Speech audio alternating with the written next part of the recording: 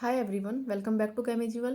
Friend, हम Z effective निकालना सीख रहे थे, उसी के पार्ट ये सेकंड होने वाला है। देखिए, हमने उसमें क्या सीखा था कि जब आपका लास्ट इलेक्ट्रॉन एस या फिर पी सब शेल में हो, ठीक है, पी शेल में हो, तब हमने क्या उसका जेड इफेक्टिव निकाला था। उसके लिए क्या फॉर्मूला था, जेड माइनस सिग्मा। और सिग्मा हम कैसे निकाल देते हैं एस और पी के लिए? ये होता है कि number of electron present in nth shell -1 into 0.35 plus number of electron present in n-1 shell into 0.85 plus rest of electron into 1। इससे फॉर्मूले से हमें क्या निकाला था? जेड सिग्मा निकाला था, स्लेटर कांस्टेंट निकाला था, और फिर उसे एटॉमिक नंबर में से माइनस करके हमने क्या निकाल लिया था? जेड इफेक्टिव की वैल्यू निकाली थी। फिर आपने देखा था कि आप जब लेफ्ट टू राइट जा रहे हैं तो जेड इफेक्टिव की वैल्यू क्या कर रही है? इंक्रीज कर रही है। मतलब न्यूक्लियस ज़्यादा फोर्स लगा रहा है, ठीक है, न्यूक्लियर चार्ज क्या है उसका ज़्यादा है। देखिए, आप एक नोट पॉइंट में देखना, to calculate sigma in 1s subshell of any atom. अगर आप 1s सेल की बात कर रहे हैं, ध्यान रखिए 1s सेल की बात कर रहे हैं सब सेल की, तब इसके लिए सिग्मा की वैल्यू होगी number of electron present in nth shell -1 into 0.35। ठीक है, इसके बाद कोई नहीं। देखिए, जब भी हम अंदर का निकालते हैं, अंदर वाले इलेक्ट्रॉन के लिए जब हम निकालते हैं ना, तो बाहर वाले क्या करते हैं? इफेक्ट नहीं डालते हैं। देखिए, जैसे हमें इसका निकालना है तो इनका कोई इफेक्ट नहीं होगा फिर, ठीक है, सिर्फ इस पे होगा। देखिए, जैसे आप जेड इफेक्टिव निकाल रहे हैं किसका? 1s सबसेल का, बोरॉन का।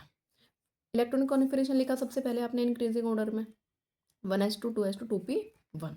तब आप सिग्मा की वैल्यू, अब एन की वैल्यू क्या है? ये है सिग्मा। इसमें कितने इलेक्ट्रॉन है? 2 इलेक्ट्रॉन है, 2 - 1 इंटू 0.3। बस ऐसे करके निकालना है। जेड इफेक्टिव आया है 4.7। ये है।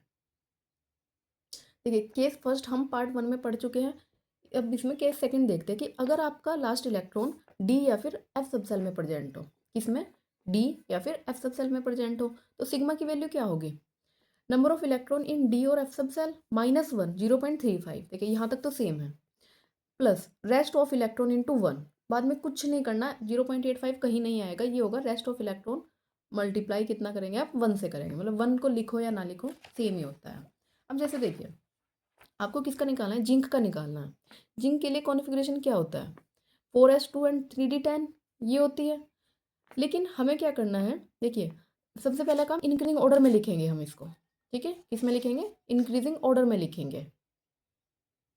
देखिए, आपने लिखा है इसको इंक्रीजिंग ऑर्डर में, 4s2 में गया है लास्ट में, तो इसका मतलब ये कौन सा केस फर्स्ट लगेगा? ठीक है, इसे केस फर्स्ट की तरह से ही निकालना है।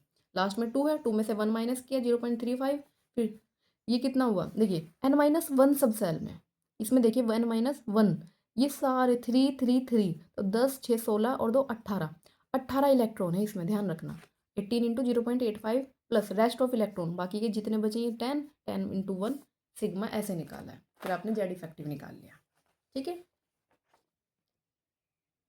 देखिए, नेक्स्ट देखिए, इस बार क्या है, आपको ना 3D का ही निकालना है, मतलब स्पेसिफिक बोल देंगे आपको जिसका निकालना होगा। तो हम जब डी का है तो हमने फॉर्मूला सीखा हुआ ही है। क्या है फॉर्मूला? कि NH shell -1 electron into 0.35 plus rest of electron into 1।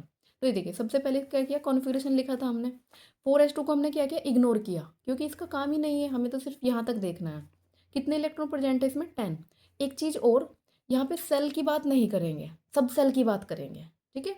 अगर सेल होता, यानी कि एस और पी में होता, तब ये सारे इलेक्ट्रॉन लिए जाते हैं, 3 वाले, ठीक है। लेकिन इसमें क्या कहा है? 3D के केस में क्या होता है? सिर्फ ये इलेक्ट्रॉन लेंगे हम 10। समझ आ रही है ना? 10 - 1 into 0.35 plus rest of the electron, ये जितने भी इलेक्ट्रॉन बचे हैं, इंटू 1। ऐसे करके आप सिग्मा निकालेंगे। और जेड इफेक्टिव मतलब जिंक के लिए निकाल रहे थे, जेड की वैल्यू 30 है, सिग्मा को माइनस किया, ये आ गया 8.85। ऐसे कैलकुलेट करना है आपको। आई होप आपको ये समझ आ गया होगा। मिलते हैं नेक्स्ट वीडियो में। Thank you so much for watching.